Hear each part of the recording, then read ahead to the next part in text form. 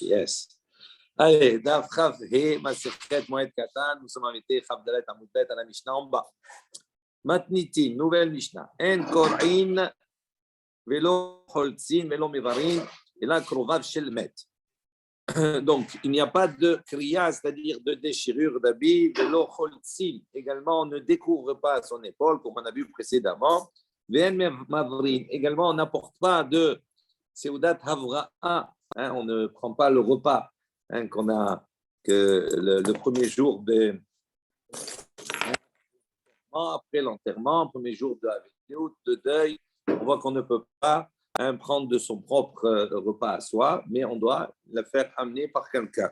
Soit c'est le premier repas, soit c'est selon certaines opinions, c'est durant toute la journée. En tout cas, en mavrin. Et la krovav shelmet, ça ne concerne cela uniquement les proches du mort. C'est-à-dire les 7 personnes qui doivent prendre le deuil. Pour elles, elles doivent digérer, etc. Mais toutes les autres personnes ne sont pas concernées par cela. V'en mavrin et la almita zekoufa. Également, donc on va manger le seudat avra'a uniquement sur un lit zekoufa qui est debout, c'est-à-dire qui n'est pas encore renversé, puisqu'on avait vu qu'à partir du moment où on est en deuil, on va renverser le lit. Mais cette seudat avra'a, elle se prend quand le lit est encore debout. Gemara. Alors, sur cette Mishnah, il y a 2 versions.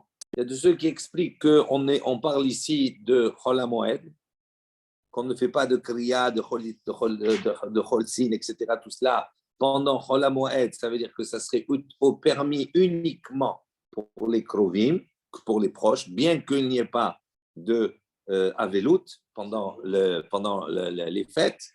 Malgré cela, ces actions-là, on pourrait les accomplir. De ceux qui disent non, on ne parle ici dans un cadre normal, tout au long de l'année. On ne parle pas de Chol HaMoed. Bon, la Gemara pose une question.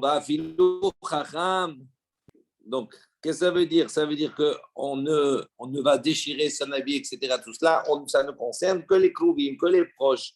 Alors, la Gemara pose une question. Ça veut dire quoi? Même si c'est un chacham qui est décédé, on ne fait pas toutes ces actions-là. Alors, parce qu'on n'est pas karob, on n'est pas krouvim. Mais à Tania, pourtant, il y a une baraïta qui nous enseigne. Chacham shemet, hakol krovav. Ici, c'est un talmid chacham qui décède, hakol krovav. Tout le monde est considéré des proches. Krovav, ça veut dire proche. Ça veut dire qu'on est proche du chacham. On n'est pas tous qu'on est en famille.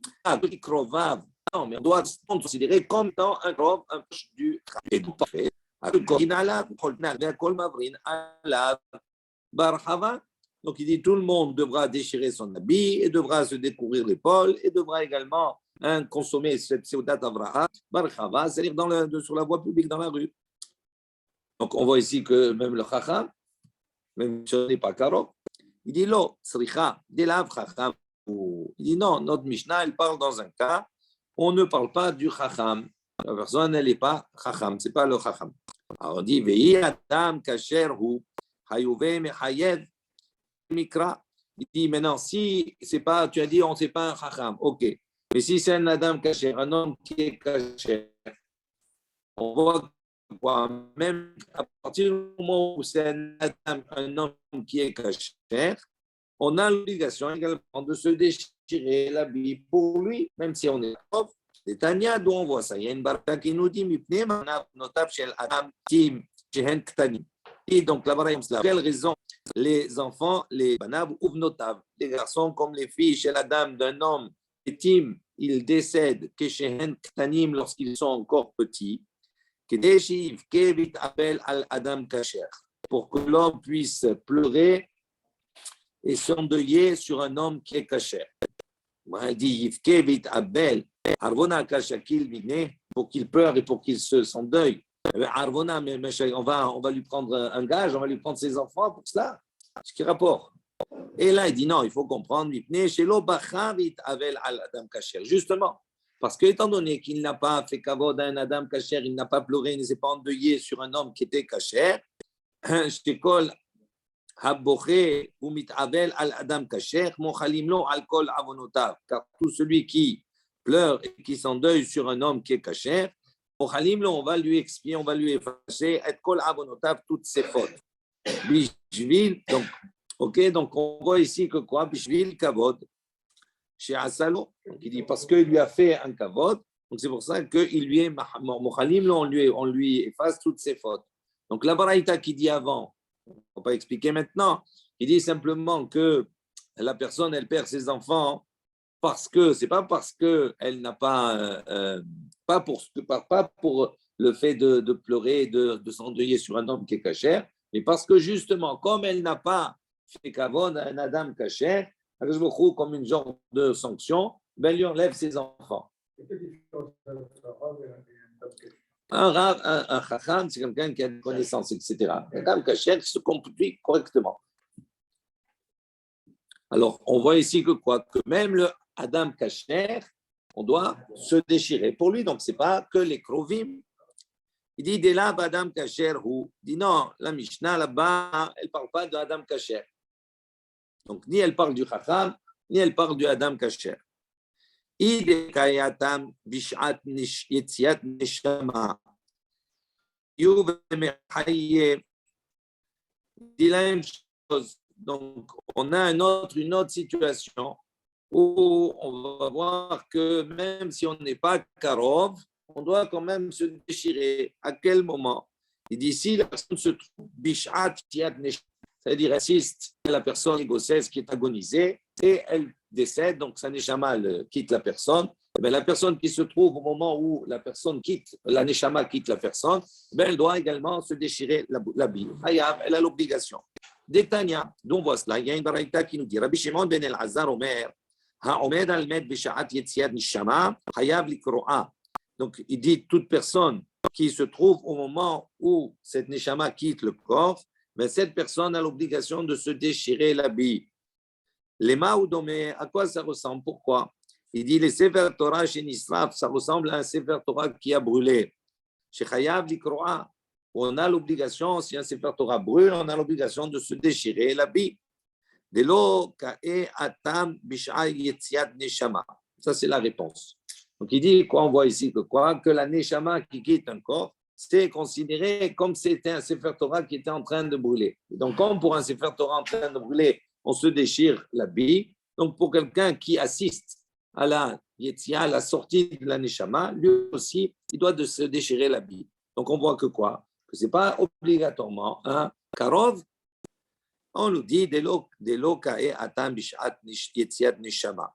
on parle dans un cas où c'est une situation où on n'est pas au moment de la Yetzia, au moment de la sortie de la Neshama. On parle de cela. Quand on n'est pas au moment de la sortie de la Neshama, quand ça ne concerne pas un Chakam, quand ça ne concerne pas un Adam Kasher, à ce moment-là, qui doit déchirer? Uniquement les Kruvim, les proches. Kinach Nafshe de Rav Safra, comme on voit, lorsque Rav Safra est décédé, les Khamim n'ont pas déchiré leurs habits pour lui. On n'a pas appris de lui. Donc, comme on n'a pas, c'est pas notre maître, on n'a pas appris de lui. Donc, on n'a pas besoin de déchirer notre habit. Amali ou Abaye, il leur a dit, Mi Tanya Harav Shemet, Chacham Shemet Tanya. Il dit, est-ce qu'on a enseigné là-bas dans la Baraïta, est-ce que c'est enseigné le maître qui meurt? C'est marqué Chacham Shemet. À partir du moment où il est Chacham et qu'il est mort, on doit se déchirer. Donc pourquoi vous ne vous déchirez pas? Vérod également, Kol Yoma Shematita Shematete Pumin Betme Midrasha. Je dis également, chaque jour, c'est les paroles de sa bouche, ses enseignements, ils sont prononcés au Beth Midrash. Donc vous les entendez. Donc à partir du moment où ils sont prononcés au Beth Midrash et que vous les entendez, c'est comme si vous avez appris. Savour, Madeava Hava. Donc ils ont pensé à ce moment-là, Madeava Hava, ce qui est, il est. Ça y est, c'est fini. Rachid dit, O il velo kar'u b'shat mita, tout lo kar'e. Donc ils ont pensé à dire, que à partir du moment où il n'était pas là-bas au moment du décès, donc ils n'ont pas fait la kriya à ce moment-là, donc ils n'ont plus besoin de faire la kriya après par la suite. Amar Léou Abaye leur a dit, Tanina, on a enseigné, Hacham Kolzman Shioskim Behesped, Hayavim Likroa. Il dit, non, c'est pas uniquement pour un Chacham, c'est pas uniquement au moment de Yessiat Shama, la sonné Shama, le kit qu'on doit se déchirer. Mais tant qu'on est en train de faire Zélosh, c'est pour qu'on doit l'allocation. Savour les mikra, il a pensé à se déchirer de suite quand il a apporté cet enseignement. Il a dit, je vais me déchirer maintenant. Maléo, il leur a dit, Abaye, il a dit, non. Il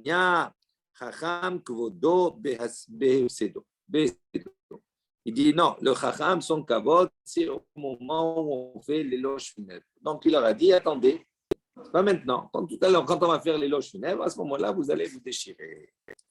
Kinar Nafshe de Ravuna, lorsqu'on raconte ici également, lorsque Ravuna est décédé, Savour les Hotou et Sefer Torah pourrier. Ils ont pensé poser un Sefer Torah sur son lit. Il dit, pour exprimer, ils ont dit, vous voulez mettre un Sefer Torah pour dire, d'accord, celui qui est là maintenant, c'est celui qui a respecté cette Torah. Amar Léo Rav Hizda, il leur a dit, non.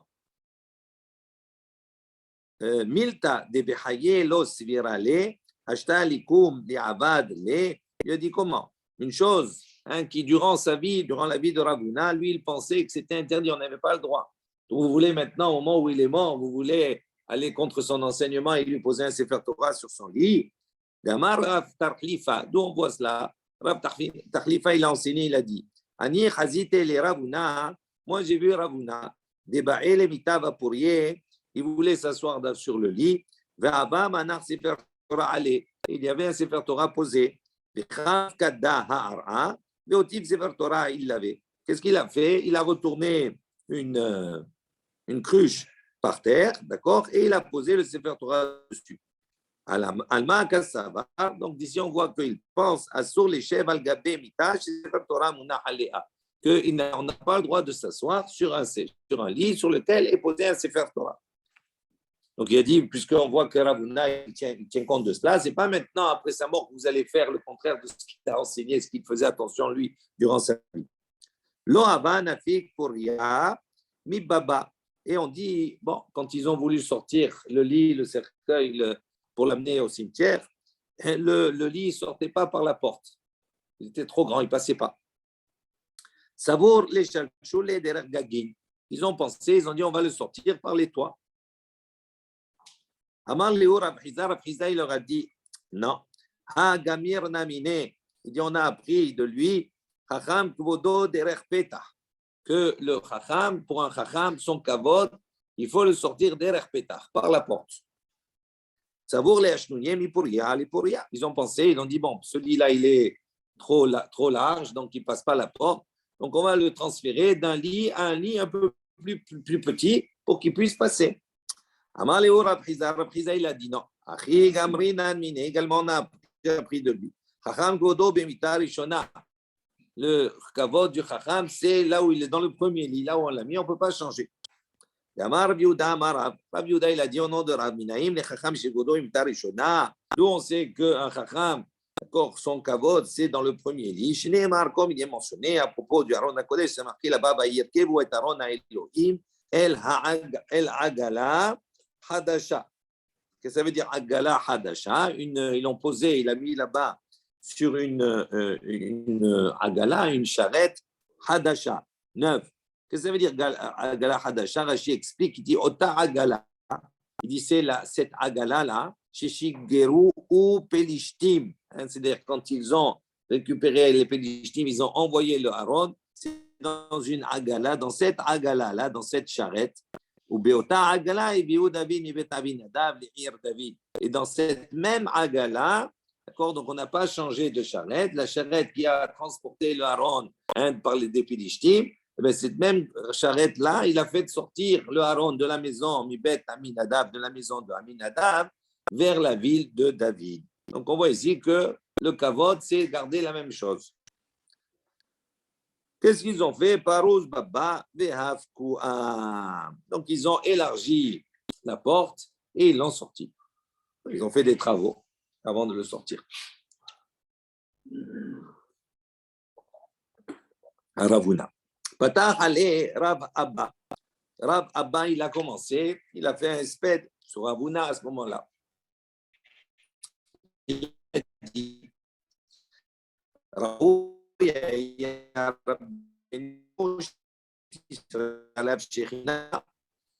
donc notre maître aurait mérité pose lui la présence divine. Et Babel gardé. Mais quand il était Babel, le fait qu'il soit en l'arrêt, là engendré qu'il y a la Shrina sur lui. Rachid dit She'en Shrina Shua Bechutz La'aretz. Parce que la Shrina ne réside pas en Chutz La'aretz. Il mérite. Mais Tivram Barchizda a objecté, de ceux qui disent Barchizda, donc il a objecté, qu'est-ce qu'il a marqué? Il dit, pourtant dans Yecheskel c'est marqué, Hayo Haya Devar Hashem El Yecheskel Ben Bouzi HaKohen Be'erez Kazdim. Il dit, voilà, pourtant, hein, la parole d'Hachem, donc la Shrina, elle était sur Yecheskel Ben Bouzi HaKohen quand il était Be'erez Kazim, donc il était en Chouslaret. Donc comment toi tu dis qu'il n'y a pas de Shrina, Shura et Chouslaret? Tafar le Avoua Bisandela. Son père, Rab Hanan Bar Chizda, il lui a donné un coup de pied. Il a poussé comme ça, il lui a donné un coup avec ses chaussures, comme si tu donnes un coup à quelqu'un. Amarlé, il lui a dit Alma. Je t'ai pas dit de ne pas fatiguer les gens avec tes questions, avec tes. Tais-toi. Il dit Haya. Bon, comment on comprend la réponse à cette question? Quand même une question. Il dit non, qu'est-ce que ça veut dire dans le pasuk Hayo Haya? Ma Haya, il dit Chez Haya Kvar. Ça veut dire qu'il a eu la Shrina quand il était en Eretz Israël. Et après, c'est à la suite de ça qu'il a gardé. Mais s'il était qu'en Chutz La'aretz, il n'aurait pas eu la Shrina. Ensuite, on a dit Ki Askua Lehatam. Amroulé, les Rabbi Ami et les Rabbi Assi. Lorsqu'on l'a transporté vers Eretz Israël, d'accord, on a dit à Rabbi Ami et Rabbi Assi, Ravuna Ate. Ravuna, il est venu. Amrou, ils se sont dit tous les deux, Kiavina Nathan, lorsque nous on était là-bas, on allait le voir. Lo avalan dalouye rishin mine. On ne levait pas la tête de lui, c'est-à-dire on avait honte, on avait peur de lui. Ashta Atinan Acha, il dit maintenant, il est venu là, comment on va se comporter devant lui? Atan Batrin, Amrou, non, ils sont venus d'autres, ils lui ont dit, ils leur ont dit à Rabbi Ami et Rabbi Assi, ils lui ont dit non, vous n'avez pas compris. Aaron Oba, c'est son Aaron, c'est son cercueil qui est venu. Vous avez vu, ils ont compris qu'il était vivant toujours. Il a dit non, son cercueil. Rabbi Ami et Rabbi Assi, Nafouk, à ce moment-là, quand ils ont entendu ça, Rabbi Ami et Rabbi Assi, ils sont sortis pour à sa rencontre pour l'accueillir. Rabbi Ila et Rabbi Hanina, lo Nafouk. En revanche, Rabbi Ila et Rabbi Hanina, ils ne sont pas sortis.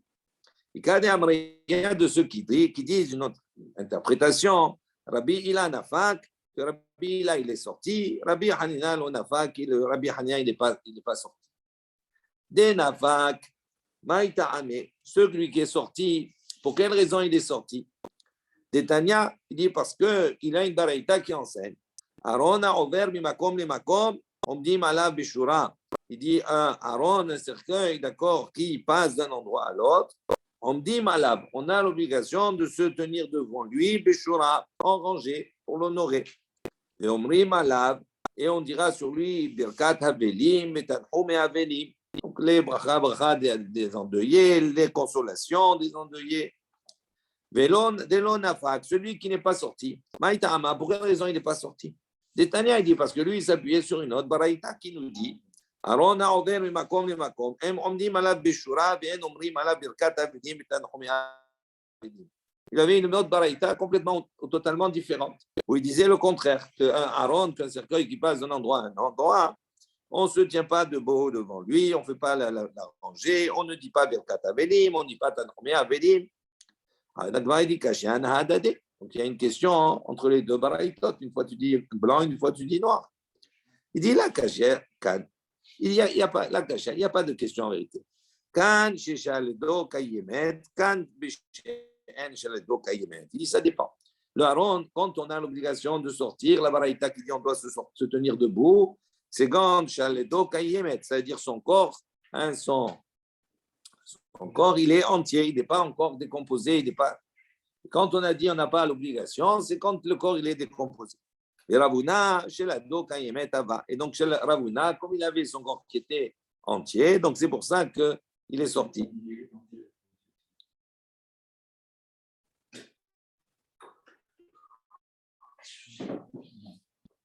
J'ai dit que la décomposition d'un corps, elle se fait immédiatement, puisque comme tu appelles dans sa Oui, c'est-à-dire pas que la décomposition, si les os ils sont entiers ou pas. Des lonafak. Et alors maintenant, celui qui n'est pas sorti, parce qu'on a dit, normalement, il aurait dû sortir lui aussi, parce que Ramuna, il était entier. Il a dit, pourquoi il n'est pas sorti? Parce qu'on ne lui a pas dit que le corps était entier. Il croyait que non. Il ne savait pas. Amre, Echa, donc, ils ont posé la question où on va l'enterrer maintenant, Ravuna. Ravuna, Ribetz Torah Israël, Rabbi Hiya, Ribetz Torah Israël. On dit Ravuna, donc lui, qu'est-ce qu'il a? Il a répandu comme ça la Torah en Israël. Et Rabbi Hiya également, il a répandu la Torah en Israël. Donc, on a dit on va l'enterrer à côté de Rabbi Hiya. Ils sont tous les deux, ils ont fait la même chose. Man Ma'ayelle. Ils ont posé la question qui est-ce qui va maintenant se charger de cela? Qui va le faire monter à côté d'Rabbi Hiya. Amaleu Rav Haga. Rav Haga, il a dit Ana me'ailna le. Moi, je vais aller, je vais le monter, je vais l'enterrer là-bas. Deokamten, le Talmudae ki havina bar tamne sareshinin. Il dit car moi, donc, j'avais mon étude déjà à l'âge de 18 ans. Velo hazeli keri. Et j'ai jamais vu de keri, de pollution nocturne. Umashmale kame. Et également Veyad'e be'uvde. Donc, c'est-à-dire, moi, j'ai appris ces enseignements, je l'ai servi, d'accord, je sais comment il se conduisait. Des Yomar Had, il dit, parce qu'il raconte, il y a un jour, on raconte que Ravuna, un jour, sa Retsu'a, la lanière de cette filine, quand il l'a posée, elle s'est retournée, elle était retournée, elle n'était pas sur la partie noire. Et à la suite de cela, parce qu'il s'est aperçu quand il a mis, elle était retournée, elle n'était pas bien mise. Qu'est-ce qu'il a fait? Il a jeûné pendant 40 jours. Il est Abba Gané Yehuda Mimina, donc il est monté à pour montrer qu'il connaissait qui était Ravuna, etc. Tout ça. Alors, ce Haga a monté par les donc, il y avait le problème que à la droite de Rabbi Hiya, il y avait son fils Yehuda. Et à la gauche de Rabbi Hiya, son fils Hizkiya. Il dit, où on va l'enterrer? Il n'y a pas de place. Amali Yehuda, écoutez bien, Yehuda qui est enterré à la patte. Il a dit à son frère, il lui a dit, lève-toi, de ton droit. Et là, il dit, parce que c'est pas des RS, c'est pas bien de laisser comme ça debout Ravuna. Il ne faut pas le laisser attendre. Parce que c'est le plus jeune. C'est le plus jeune. Il dit au moment donc où Hizkiya s'est levé, s'est levé avec lui Amouda de Noura, une colonne de feu. Hazier Rav Haga, à ce moment-là, Rav Haga, il a vu ça. Il a eu peur. Zakvé Arona, il a levé le rond de Ravuna devant lui, et donc il est sorti. Donc il est protégé avec le haron de Ravuna. Il dit pour quelle raison il n'a pas été sanctionné, c'est-à-dire il n'a pas été touché, il n'a pas été blessé par ce feu-là, c'est ce feu parce que justement, il s'est protégé avec le cercueil de Ravuna. Et il est allé alors où est-ce qu'il y a Non, est-ce qu'il y a? Il s'est déplacé, il dit, toi, laisse la place. Il s'est déplacé. Alors, je vais te montrer même. Qui a fait des Rav Hizda. Lorsque Rav Hizda est décédé, on continue. D'abord, les Hotou et ses Torah pour y